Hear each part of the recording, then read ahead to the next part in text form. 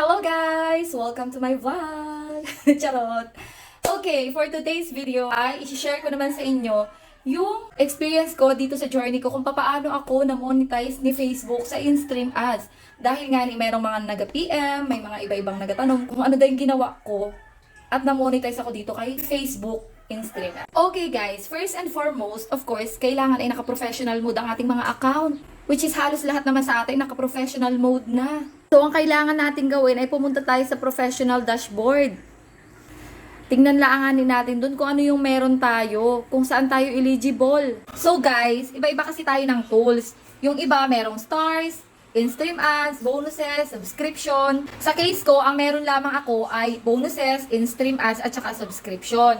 So, yung iba dyan sa mga tools na yan ay merong arrow sa right side. Yung iba, especially yung mga baguhan, wala kayong makikitang arrow sa right side ng mga tools ninyo. Kapag ganun guys, huwag kayong mawala ng pag-asa. Upload lang kayo ng upload ng mga videos na mga gusto nyo i-upload. At sa katagalan, ay magkakaroon din kayo ng arrow dyan sa right side. Meron kasi akong mga kakilala na walang mga arrow dun sa right side yung kanilang mga tools. Pero upload lang sila, upload ng mga videos. After 2 weeks, 1 month, depende sa sipag mo, nagkakaroon ng arrow yan. So, pag pinindot mo naman yung arrow na yan, dyan mo makikita yung criteria and requirements na hinahanap ni Meta. In my case, yung in-stream ads nga lang yung meron. At sa stream ads, 3 requirements ang kailangan. Una, kailangan meron kang 5,000 followers.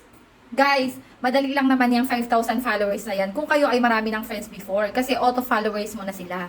So, ang kailangan nyo lang gawin ay mag-add friend lang kayo. Meron naman mga suggested friends si Facebook na pwede nyong i-add. Mas maganda guys kung yung i-add nyong mga friend ay yung alam nyong possible na manunood ng mga videos ninyo. Guys, wag na wag kayo mag-add ng alam nyong dami account. Kasi kahit naka 5,000 na kayo at ang daming-dami account dyan, detect ni Facebook yan. Ayan guys, so yung pangalawa na inahingi ni Meta dyan ay a minimum of 60 minutes viewed on demand videos or lives. At ang pangatlo naman ay kailangan ay nakapag-share ka ng 5 or more eligible videos or nag-live ka ng 5 or more times in the last 30 days. So guys, madali din lang naman yan. Usually, ang unang-una mong nami-meet dyan sa tatlo na yan ay ang pinakahuli. Yan. So, ang kailangan nating pagtuunan ng pansin ay yung pangalawa, yung 60 minutes na hinahanap ni Meta. So, paano ba natin ito mami-meet? So, syempre, ang kailangan natin gawin ay gumawa tayo ng long form video. Mas maganda kung 3 minutes longer para syempre, mas madali nating ma-meet yung 60,000 minutes. Guys, kailangan natin mag-create ng authentic content. Syempre, kailangan informative or entertaining videos para makagain tayo ng views. And syempre, isa din sa pinaka-importante ay kailangan mong maging consistent. Oo guys, consistency is the key. Syempre, hindi naman po pwedeng padulit-dulit ka laang. At least once a day, kailangan may upload ka. Pag tayo naman guys ay upload ng videos na may 3 minutes length at nagkaroon ka ng views na 1,000, ay kung halimbawa nakakreate ka ng isang video, tapos lahat ng mga nanood sa iyo ay pinanood din ng buo yung 3 minutes mo, edi meron ka na kaagad 3,000 minutes views.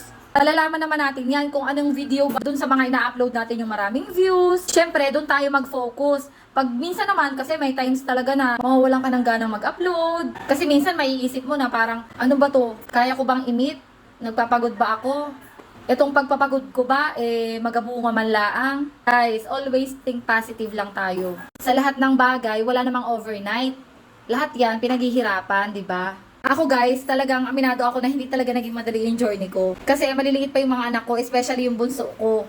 Tapos, madalas duty yung asawa ko. So, kailangan ko talagang i-balance yung oras ko. After ng mga gawain ko sa bahay, pag-intindi sa mga bata, yun na yung time ko para gumawa ng content or mag-edit. Guys, para sa katulad ko, na walang ka-idea talaga sa pag-i-edit, ang tagal talaga ng oras na ginugugol ko dyan. May mga times na hindi na ako nakakaligo, ganyan. Kaya ang ginagawa ko kapag nandito yung asawa ko, talagang inasamantala ko na yung pagkakataon. Tagagawa na ako ng maraming content niyan. Tapos, isa-isa ko siyang i-edit. Para sa akin nun, at least once a day, ay meron ako ma-upload. Masaya na ako kasi umuusad lang umuusad. Yun naman ang importante, may pag-usad. Kaya kayo, bumangon kayo dyan. Bawal ang tatamad-tamad. Bawal tamarin. Kailangan ay may upload na isang 3 minutes video kada araw. At guys, isa talaga sa pinakamabilis magpataas ng ating minutes views ay yung pagla-live. Mag-live lang kayo ng mag-live kung merong mga 5 tao na nanood sa inyo, tapos meron kayong 30 minutes live, nandun sila simula umpisa hanggang matapos yung live mo, edi 30 minutes times 5 yun, o diba? So mag-live lang kayo ng mag-live. Yun ang pinaka-importante at pinakamabilis talaga magpataas.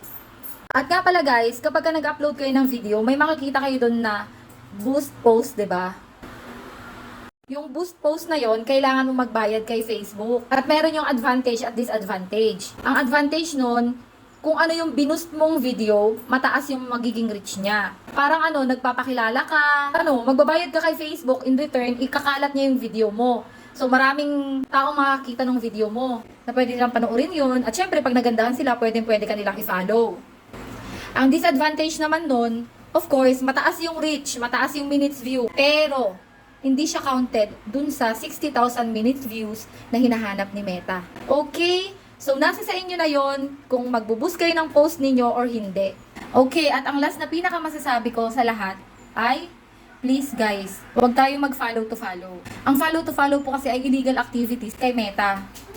Kaya nga guys, yung iba, diba, mamalay na lang sila na na-restrict na yung account nila. Yung iba 1 hour, yung iba 1 week, yung iba 15 days, yung iba 30 days, at ang pinaka-worst ay yung ma-deactivate yung account ninyo. Kaya ayan guys, instead na mag-follow to follow tayo, why not gumawa na lang tayo ng quality content? Yung oras na ginugugol nyo sa pag-follow to follow, ay igugol nyo na lamang sa pag-edit ng videos. Yung iba may technique, ang inasabi nila ang kailangan gawin, panoorin muna ng buo, before mag-engage, tapos i-follow. Para organic way daw. Pero guys, hindi lahat ng finalo ninyo ay mag-follow back sa inyo. Or di kaya naman, finalo back kayo ngayon, bukas, i-unfollow kayo. At saka guys, believe me, madedetect at madedetect ni Facebook yan. Maaaring ma-meet nyo nga yung kanyang requirements and criteria kapag na-review niya na yung account niyo for monetization, maaaring doon nila makita yan. Kaya naman guys, instead na mag-follow to follow tayo, ay gumawa na lang tayo ng quality content para naman hindi masayang yung ating pinaghirapan, di ba? Okay? Doon tayo sa safe, okay? I suggest mag-live kayo ng mag-live. Hindi tayo nagmamagaling dito ha, pero lahat ng mga pinagsasabi ko ay based sa aking experience at sa mga binasa kong ilang rules ni Meta, okay? So sana kahit papaano ay natutunan kayo sa mga pinagsasabi ko. Okay? Okay. Bye!